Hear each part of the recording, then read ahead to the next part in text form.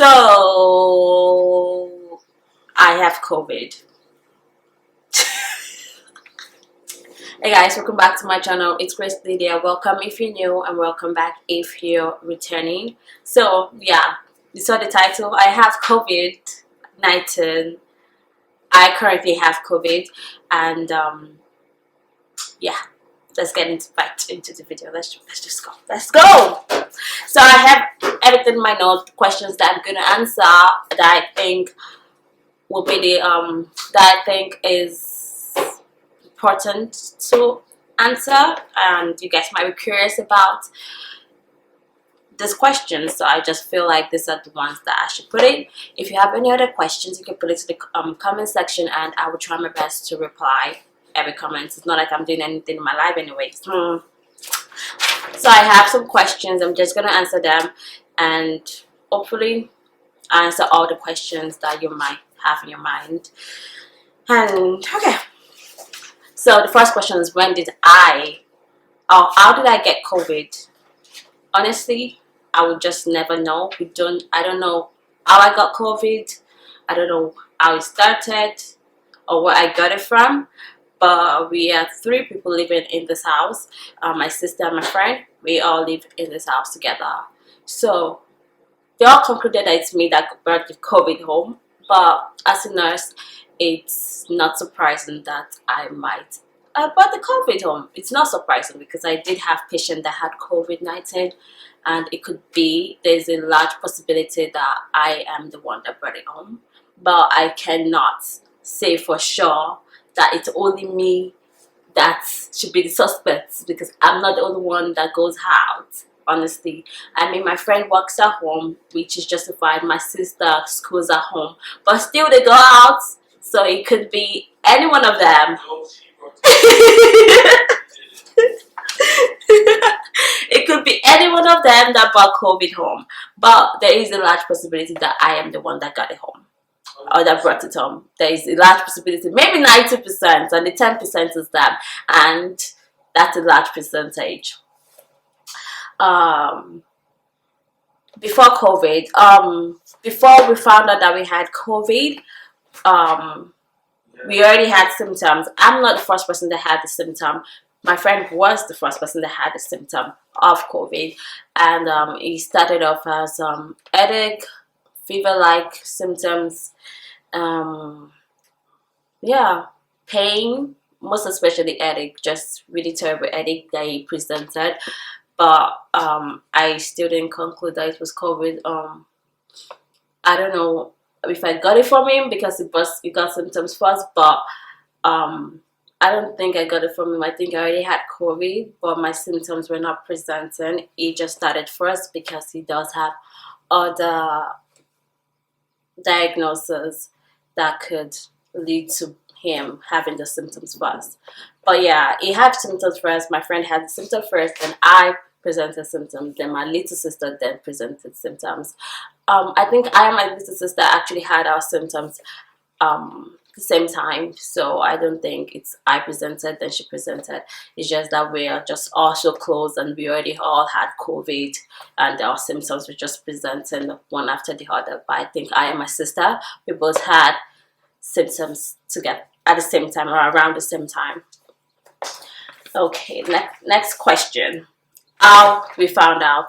Of course, we had some, like I said, we had symptoms, and I was meant to, it was on a Sunday, we had symptoms, and on Monday I was meant to work, but like I said, I work as a nurse, so I would definitely not have symptoms of COVID and go to work. That's not possible. So of course, when on that Sunday, when I'm like, okay, he's having symptoms, my sister's having symptoms, and I'm presenting symptoms, like my symptoms was not as severe as their symptoms, and I'm in my early 20s, so that could, but my little sister is younger than I am, and her symptoms was not so severe, but she had pain, like headache, just like we all did. We all had headache, we all had pain, like fever like things. It's not something that is unusual because it's fever. We've all had flu before, so, and my sister has had malaria, so as I and the symptoms wasn't as bad as malaria symptoms. So I found out on Sunday. No, I didn't find out on Sunday. The symptoms was presenting on Sunday. I was meant to work on Monday. And then I called my workplace. I'm like, listen, have, we all are sick in this house. And I don't think it's a good idea to come to work. But I would like to come to work on Monday. I would like to go to work on Monday to get tested. And they were like, okay, they have to find out, because if you are presenting any symptoms, you're really not allowed to be around that area. I won't say you're not allowed, you are, but you can't go inside the building, which I did not. I had to stay in the parking lot to get my COVID test done on Monday, the next day. So I got my COVID test on Monday, and I'm pretty sure my workplace was like, this girl just trying to get some days off, because everyone was tired. Like, we're all working back to back, double shifts since this COVID thing presented. We all worked back to back double shifts, so everyone was tired. So I just feel like they were just like, oh, this girl, she just want to get days off. That's what she wants. She just wants to be at home. But so I'm pretty sure they didn't take me seriously. Even when she was doing the COVID test, she was like, this girl, I know you're, stop fronting, please. So anyways, we did the COVID test, and I remember calling back my work on Tuesday, and I'm like, as the result coming, because when you present the symptoms, the result comes in really early, or when you're COVID positive, the result comes out really early. It comes out the next day, even the same day it could come out. And I came in the morning, I did my test in the morning, so I was expecting it to come either on Monday evening or Tuesday morning, if I was positive. But when they said that the results did not come out on Tuesday, she was like, when I called her, I was like, oh, has the result come out? She was like, the results is not yet out. I was like, Grace, we need your work. Like, come on. I'm like, I'm sick. Like, but like, we need your work. What's up? Like, but on Tuesday, I'm like, okay, so if the results is not out yet, and then of course I'm negative then, because I'm just having the flu. We're all just having the flu because the results is not out. On Wednesday, it didn't come out too. So I'm like, actually, it came out on Wednesday.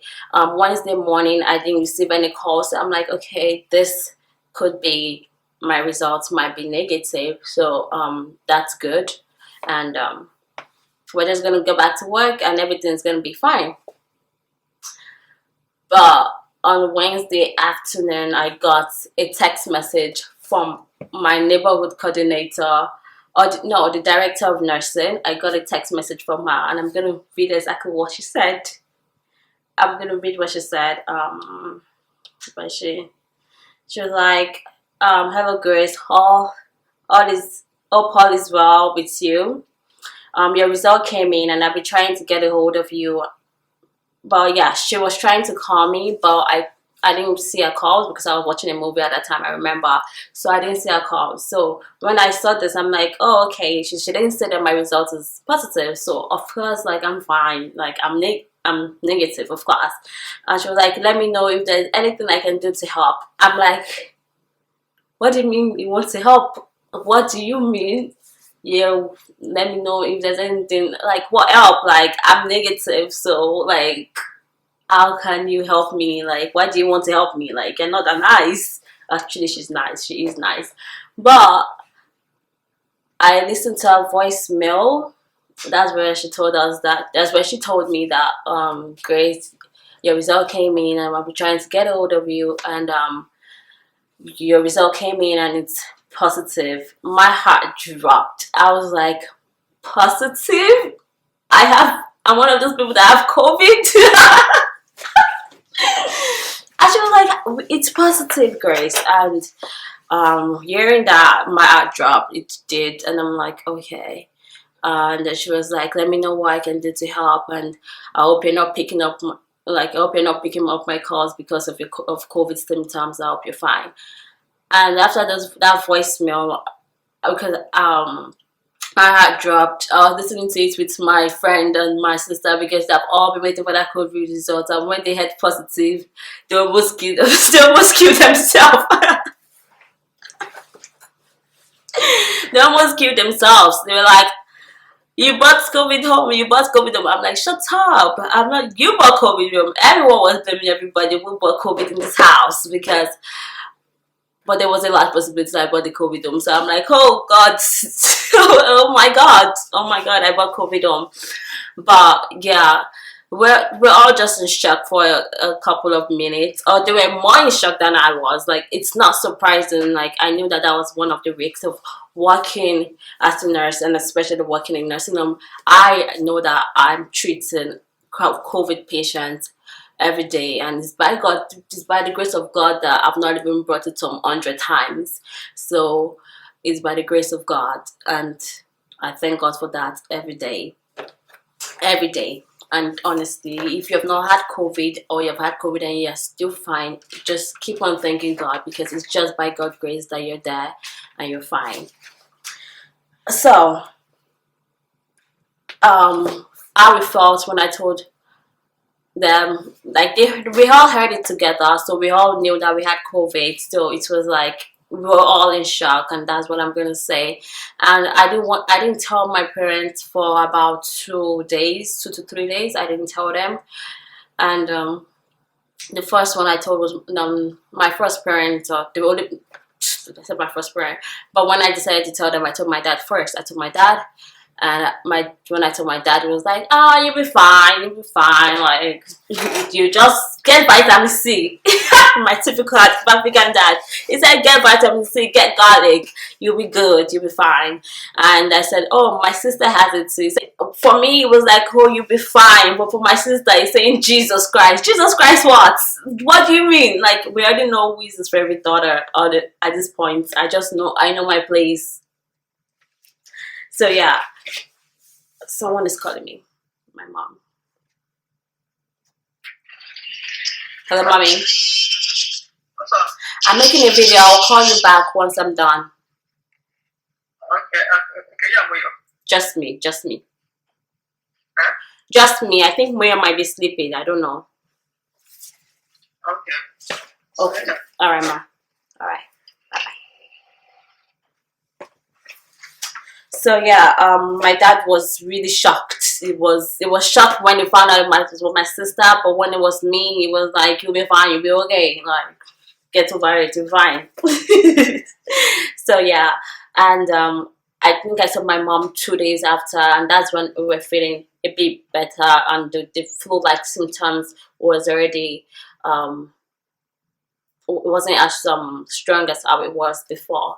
So I told my mom, and I didn't tell my mom and my dad before because we were just gonna get worried, especially my mom. So that's why my mom was the last to know, because I knew she was gonna get worried and she's gonna make me speak to all the pastors in Nigeria. So I decided not to tell her because I didn't have time. I didn't have time to be talking to all the pastors in Nigeria. Like, I'm already praying to God, but don't let me talk to all the pastors in Nigeria, please. So yeah, I told my prayer, and yeah, we've just been all dealing with it. Symptoms. Now I'm going to talk about the symptoms that we had, and our symptoms were really different. Apart from the flu-like symptoms we had for about like 2 days, my symptoms were as was minimal. I had the least amount of symptoms during this COVID time. Um, Even when the time I was feeling weak, I wasn't feeling as weak as my sister and my friend. So my symptoms were really minimal. I had headache, I had flu-like symptoms for about 2 days, but they were also minimal. And I presented after those 2 days of the flu symptoms. When the flu symptoms started to decrease, I started losing my sense of taste and my sense of smell. Right now, my sense of taste is about like 50%. Just imagine the way you can taste your food and you just cut it into half. Now you're not tasting everything. Like, my taste is not 100%. Even right now, currently, it's still not 100%. It feels like it's 50%. Like, all what I'm tasting is not the full amount of taste, which is the worst symptoms. Then I have totally lost my sense of smell. I still can't smell, and I've not been able to smell for about 5 to 6 days now. So yeah, that's all I can say for myself. It's I had flu-like symptoms for 2 days, which was really minimal, and I have loss of taste and loss of smell. Before I couldn't taste anything, but right now I can at least taste 50% of what I'm eating. Like the taste is 50. Like it's not like I can taste one thing and I can't taste the other. No, I can taste everything, but it's just not strong. Like I can't taste it properly, and I can't smell at all. And for the first 2 to 3 days with the no taste, when I had no taste, we also had no meals because we're not tasting anything, and our appetites decrease um, severely, and so we're unable to eat. It's not we could not eat. We didn't feel like we wanted to eat, so we all did not eat for about 3 days. And yeah, that was my symptom. My sister's symptom is presented with flu-like symptoms for about 3 to 4 days. She had flu-like symptoms, and the worst of her symptoms was sore around her lips and her mouth and her tongue. I said tongue and her tongue. She had a lot of sore on her tongue, on her gums, and her lips. And the thing that actually worked for her was a little amount of lemon and salt. We mixed lemon and salt, mixed it together, and she used lemon and salt. She just gurgled it around her mouth, and that did heal after 2 days. Even the first day we did it, she healed. So, and the second day it was totally gone. So she was able to eat and drink anything she wanted to drink and eat. So if you're presenting with SIRS, take lemon and salt. Lemon and salt.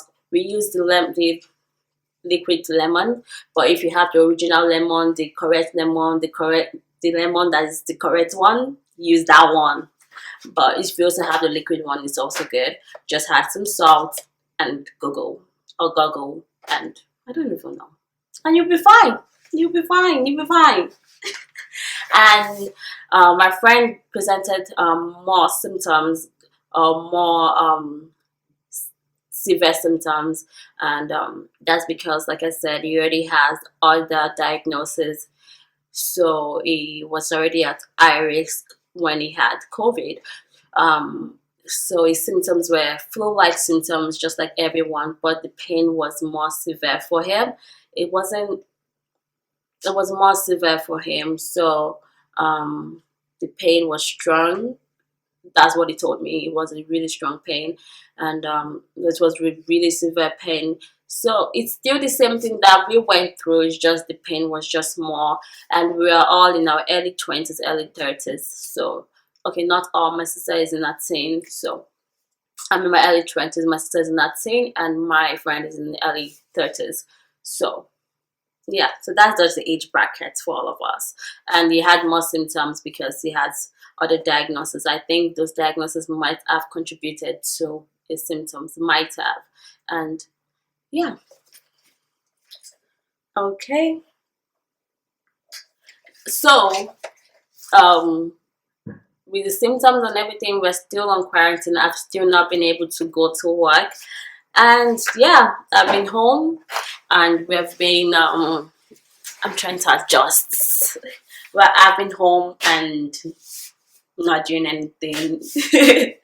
At least I got the rest that I wanted. Honestly, I was actually exhausted at work. I was really exhausted because, like I said in the beginning of this video, we had to work double up and double up and double because we already had shortage of nurses, so we had to work double the shifts every time. Every time there were some people that have not had breaks for 10 days straight, so it's been just hectic for everybody trying to work together, and I've been accepting a lot of double shifts just because I I had to help out.